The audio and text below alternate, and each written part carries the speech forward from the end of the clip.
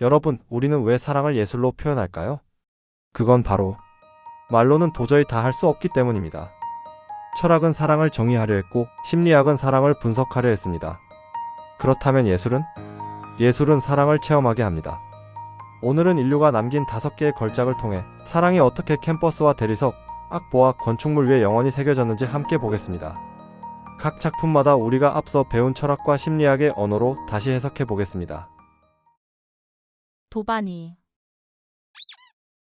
1. 로미오와 줄리엣 열정이 만든 비극. 1595년 셰익스피어가 쓴 비극. 베로나의 두 가문, 원수 관계인 몬테규가와 캐플리카. 그 사이에서 피어난 사랑 이야기입니다. 로미오와 줄리엣은 무도회에서 처음 만난 그날 밤 사랑에 빠집니다. 당신은 내 태양입니다. 단 며칠 만에 비밀 결혼을 하죠. 하지만 가문 간의 싸움으로 비극이 시작됩니다. 로미오는 줄리엣의 사촌을 죽이고 추방당하고 줄리엣은 다른 남자와 강제 결혼 위기에 처합니다. 결국 두 사람은 오해 속에서 죽음을 선택합니다. 내가 없는 세상에서 살 수 없다면 차라리 함께 죽자. 1편에서 플라톤이 말했던 사랑의 사다리를 기억하시나요? 한 사람의 아름다움에서 시작해 더 높은 진리로 올라간다고 했죠. 그런데 로미오와 줄리엣은 첫 단계, 육체적 매혹에 머물렀습니다. 그리스의 에로스, 불꽃 같은 열정만 있었던 거죠. 2편에서 배운 스턴버그의 삼각이론으로 보면 어떨까요? 이들에게는 열정만 있었습니다. 친밀감을 쌓을 시간도 헌신을 다질 현실도 없었죠. 사랑은 모든 장벽을 뛰어넘는다. 셰익스피어는 이렇게 말하면서도 동시에 경고합니다. 열정만으로는 오래갈 수 없다. 로미오와 줄리엣은 우리에게 묻습니다. 당신의 사랑은 열정 하나로 불타고 있지는 않나요? 2. 클림트 키스 에로스와 필레아의 융합. 1907년 오스트리아 화가 구스타프 클림트가 그린 작품. 황금빛 배경 속 두 연인이 서로를 껴안고 있습니다. 남자는 여자의 얼굴을 감싸 안고 이마에 입맞춤합니다. 여자는 눈을 감고 그의 품에 완전히 몸을 맡긴 채 황홀한 표정입니다. 황금빛 옷은 두 사람을 하나로 감싸고 발밑에는 꽃들이 피어 있습니다. 이 그림을 보는 순간 사람들은 숨을 멈춥니다. 사랑이 이렇게 눈부시게 빛날 수 있구나. 클림트의 키스는 로미오와 줄리엣과 다릅니다. 여기에는 열정만 있는 게 아니라 친밀감도 있습니다. 남자가 여자의 얼굴을 감싸는 손길, 여자가 남자의 목을 감싸는 손. 이건 단순한 욕망이 아니라 깊은 신뢰입니다. 1편에서 니체가 말했던 사랑은 새로운 힘을 창조한다. 황금빛 배경은 바로 그 힘의 시각화입니다. 그리스의 언어로 말하면 이 그림 속에는 에로스와 필레아가 공존합니다. 2편에서 배운 스턴버그의 삼각이론으로 보면 열정과 친밀감이 합쳐진 낭만적 사랑이죠. 클림트는 말합니다. 사랑은 열정과 친밀감이 만날 때 황금빛으로 빛난다. 3. 타지마할 죽음을 넘어선 헌신. 1632년 인도 무굴 제국의 황제 샤 자한이 세운 건축물. 사랑하는 아내 뭄타즈 마할이 출산 중 세상을 떠나자 황제는 22년에 걸쳐 그녀를 위한 무덤을 지었습니다. 흰 대리석으로 만든 거대한 돔. 완벽한 대칭 구조. 각도에 따라 색이 변하는 건축물. 세상에서 가장 아름다운 사랑의 증거라 불립니다. 샤자한은 말년에 자신의 아들에게 유폐당한 채 창문 너머로 타지마할을 바라보며 죽었다고 전해집니다. 타지마할은 로미오와 줄리엣, 클림트의 키스와는 차원이 다릅니다. 여기에는 헌신이 있습니다. 스턴버그의 삼각이론으로 보면 열정은 아내가 죽으면서 끝났습니다. 친밀감도 더 이상 쌓을 수 없었죠. 그런데 황제는 22년 동안 건축물을 지었습니다. 이것이 바로 헌신입니다. 상대가 없어도 보답받을 수 없어도 계속 사랑하는 것. 1편에서 아우구스티누스가 말한 카리타스를 기억하시나요? 조건 없는 사랑, 신적 사랑. 그리스의 언어로는 아가페입니다. 타지마할은 그것의 물리적 표현입니다. 타지마할은 묻습니다. 당신의 사랑은 상대가 없어도 계속될 수 있나요? 4. 베토벤 교향곡 9번 환희의 손과 인류를 향한 사랑. 1824년 루트비판 베토벤이 완전히 귀가 먹은 상태에서 작곡한 교향곡. 마지막 사악장에서 합창이 등장합니다.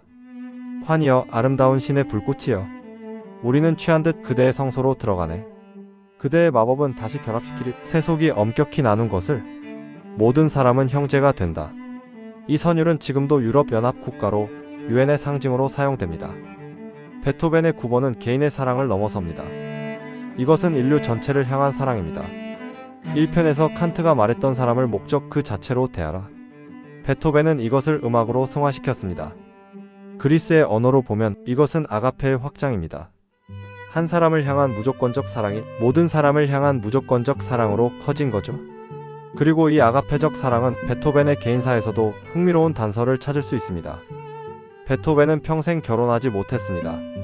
그는 불멸의 연인에게 보낸 편지에서 이렇게 썼죠. 나는 당신을 사랑하지만 당신을 소유할 수 없소. 이는 우리가 이 편에서 다뤘던 집착과 애정의 차이를 보여줍니다. 베토벤의 사랑은 집착이 아니라 진정한 애정이었습니다. 상대를 소유하지 않아도 온 인류를 사랑할 수 있었던 거죠.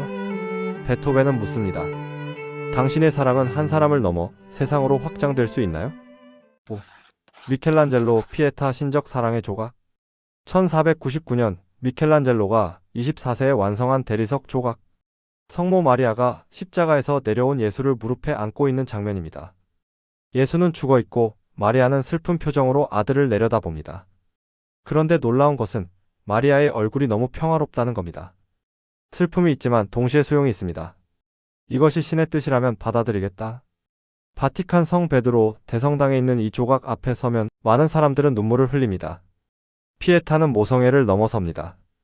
이것은 희생과 헌신으로 승화된 사랑입니다. 그리스의 언어로 보면 스토르게에서 시작했지만 아가페로 완성되었습니다. 1편에서 아우구스티누스가 말한 카리타스. 내 마음은 당신 안에서 안식할 때까지 불안합니다. 마리아의 평화로운 표정은 신 안에서 안식을 찾은 모습입니다. 마리아는 아들의 죽음조차 있는 그대로 받아들입니다. 이것이 사랑의 최고 단계입니다.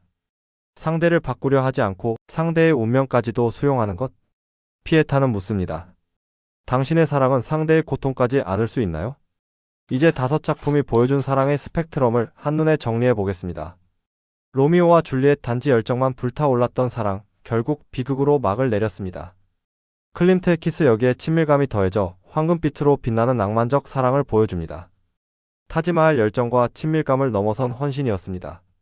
한 사람을 향한 사랑이 아가페로 승화된 증거죠. 베토벤 교향곡 9번 개인의 사랑을 넘어 인류 전체로 확장된 아가페의 노래입니다. 미켈란젤로의 피에타 고통마저 수용하는 신적 차원의 아가페, 평화로 완성된 사랑입니다.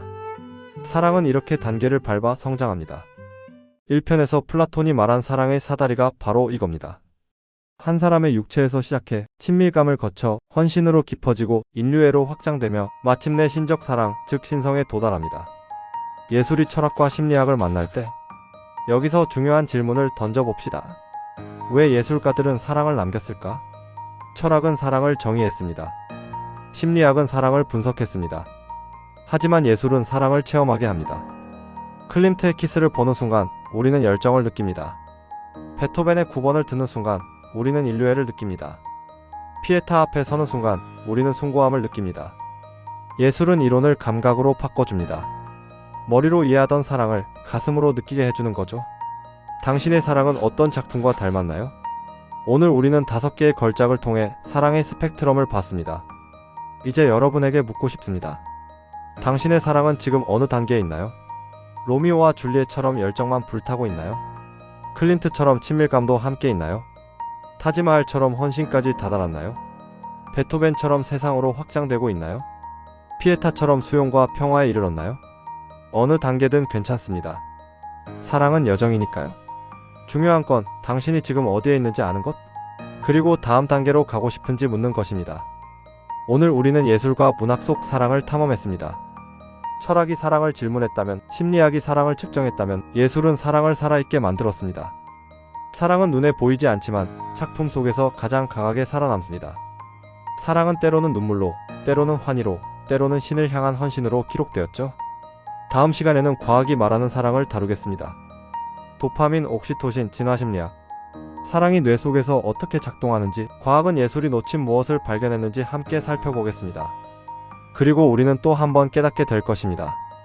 과학도 예술도 사랑의 전부를 설명할 수 없다는 것을. 여러분은 어떤 예술 작품에서 사랑을 가장 깊게 느끼셨나요? 댓글로 여러분의 사랑 이야기를 남겨주세요. 그 이야기가 또 하나의 예술이 될 테니까요. 오늘도 함께 해주셔서 감사합니다.